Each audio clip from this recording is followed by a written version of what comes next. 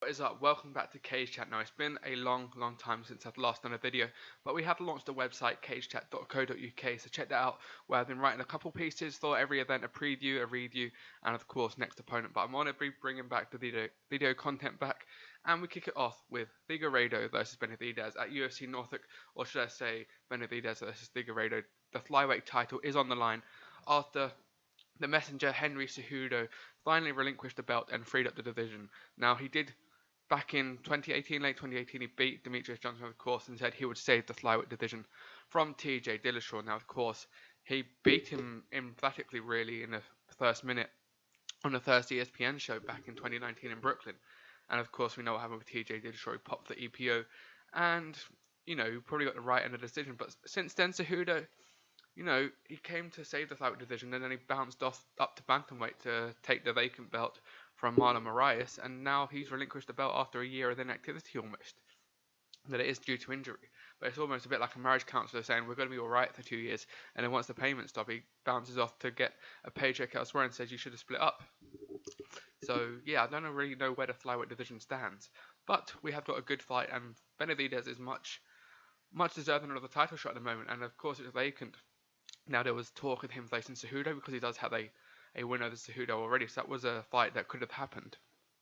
But we got Figueiredo instead, and you know what? It's quite an exciting fight. Both have exciting attributes about him. Figueiredo has a good submission game. His most recent win was against Tim Elliott, a first round guillotine, so that's a good win for him. But he's got tremendous knockout power, whereas Benavidez has got good grappling. He also has a TKO on his most recent win, and that's against Formiga, of course. So it's interesting to see where this fight lies. Now, it's interesting that, well, it's headlining a fight night rather than being on a pay-per-view, so it shows you where the flyweight division stands. But both of these need a good win and really get this flyweight division back to where it belongs, and back to being an active division, because it's been on hold for such a long time. But then again, there's not many stars or competitors out there that are really getting you excited to watch the flyweight division. There's Tim Elliott, of course, who had a good win a couple of weeks ago. But again, there's not that many stars since we lost Demetrius Johnson, who was really the pulling power to that division, over to ONE FC, where he's now a champion, of course. We don't have anyone with stardom. We could have had Henry Cejudo because he was actually pulling some commotion his way with his Queen's Judo stuff. But since he's become bantamweight champion, his duties at flyweight and his eyes in the flyweight division have gone. So yes, I think it's interesting that Benavidez has gone 5 rounds with both Demetrius Johnson and Dominic Cruz. That is a tremendous achievement and something to have on a resume, whereas Figueiredo has never gone 5 rounds in his career. So it'd be interesting. I think if you're looking at betting on this, the first 2 rounds I'd probably go Figueiredo TKO. But if you're looking for the long term and a decision, I'd go probably towards Benavidez.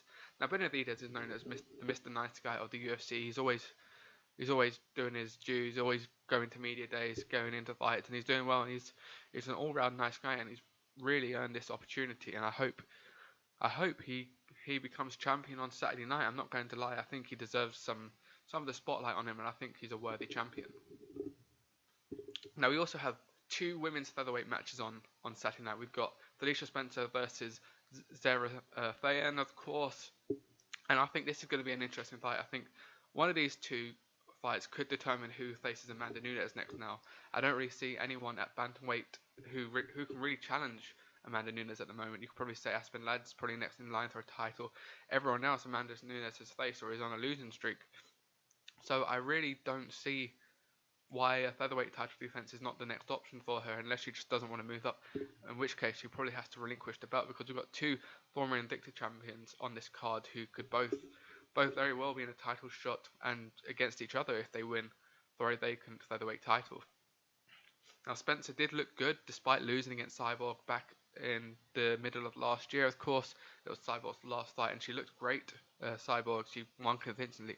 But Felicia Spencer, someone who was only in her second fight in the UFC, looked tremendous, and her stock certainly rose. Now, she's had some time off. I think she got married, but I'm not too sure.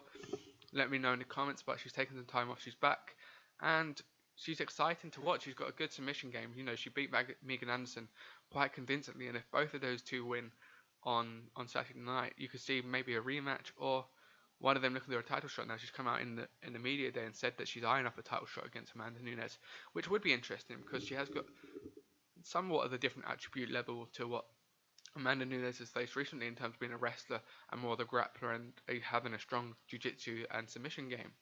So it would be interesting. I think a win on Saturday night could put her in good stead. Now, Fairns is on 6-3, and her most recent fight was a loss to Megan Anderson, who's on the card we mentioned. So I think we have to go with the former Invicta champion. She seems to be the most skilled of the two fighters, but you never know. There could be somewhat of an upset come Saturday night.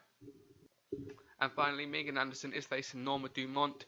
Now, Megan Anderson has had some troubling times. She's coming in at 10-4.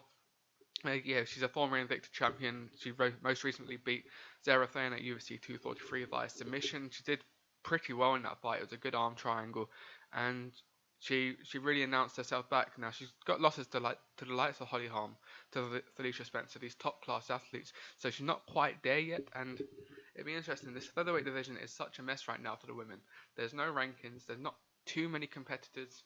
Cyborg's gone over to Bellator now. We've got Julia Budd over in Bellator. You've got a lightweight in Kayla Harrison at PFL who could potentially cut down to 145 and make things interesting, but of course she's contracted over at PFL who are doing wonderful things as well. So it's interesting to see. We've got Nunes, she's this champ, but she's not had anyone to defend against at featherweight. Now, whether you could have the likes of Jermaine Duranda may come up, Holly Holm again, potentially against Amanda Nunes, but we've seen those fights and seen Nunes convincingly win against both opponents. Aspen Ladd also could potentially make 145, but I don't think that is an option right now. So it's interesting. I really hope that Megan Anderson and Felicia Spencer win this weekend, and we really get either a title contention for a vacant belt or a number one contendership match, and we get to see Amanda Nunes face one of them this summer. Because I imagine she's going to be on that July card for International Fight Week. She's the biggest star in the women's division. We've got Shevchenko fighting at UFC 251. You've got Zhang versus Jacek at 115 next week now. So we really need probably a bantamweight or a Nunes title fight on that July card. Now, also on the card is Ion Kutaleva against Magomed Ankalaev. We've got Grant Dawson on the card. The UK and English Tom Breese is representing the UK, so let's hope he gets a good win. And of course, we've got Violent Bob Ross and Luis Pena. So yes, that is the preview for UFC Norfolk. Let me know who you think is going to be flyweight champion come Sunday morning. Is it going to be Joseph Benavidez or Deivesion Figueiredo? Let me know in the comments. And who do you want to see Amanda Nunes fight next? Is it going to be one of these featherweights on the card? Could it be a Megan Anderson, Felicia Spencer? Or is it going to be an Aspen Ladd in the bantamweight division? Let me know your thoughts in the comments below. Make sure to follow us at CageChat YT on Instagram and Twitter. And of course, check out the website, link in the description of course.